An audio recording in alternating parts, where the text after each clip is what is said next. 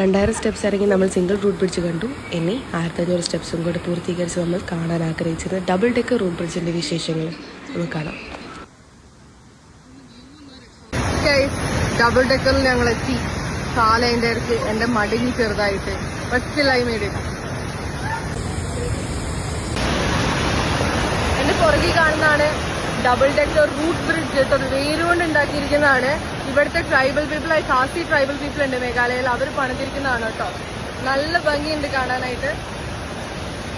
കാല് ചെറുതായിട്ടൊന്ന് മടങ്ങി നടക്കാൻ ഇച്ചിരി ബുദ്ധിമുട്ടായിരുന്നെങ്കിലും നമ്മൾ ഫൈനലി ആ ഒരു ഡെസ്റ്റിനേഷൻ എത്തുമ്പോൾ കിട്ടുന്നൊരു സാറ്റിസ്ഫാക്ഷൻ ഉണ്ടല്ലോ, അത് നമ്മൾ എക്സ്പീരിയൻസ് ചെയ്താൽ മാത്രമേ നമുക്ക് മനസ്സിലാവാൻ പറ്റുള്ളൂ. അടിപൊളിയായിരുന്നു, ഒന്നും പറയാനില്ല. ഇവിടുത്തെ മനുഷ്യന്മാരെ ശരിക്കും അപ്രീഷിയേറ്റ് ചെയ്തു കേട്ടോ. അത്ര ഹാർഡ് വർക്കിംഗ് ആയിട്ടുള്ള ഒരാൾക്കാരാണ് ഇവർ.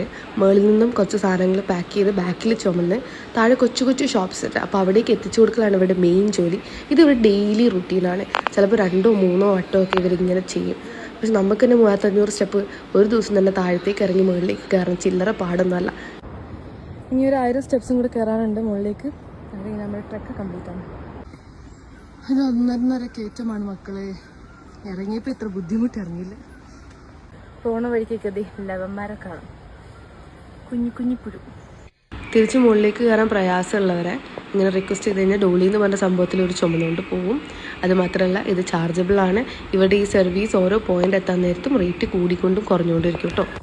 ഫൈനലി നമ്മുടെ ട്രെക്ക് കംപ്ലീറ്റ് ചെയ്ത് നമ്മൾ റിട്ടേൺ റൂമിലേക്ക് പോവാണ്. Feeling so refreshed.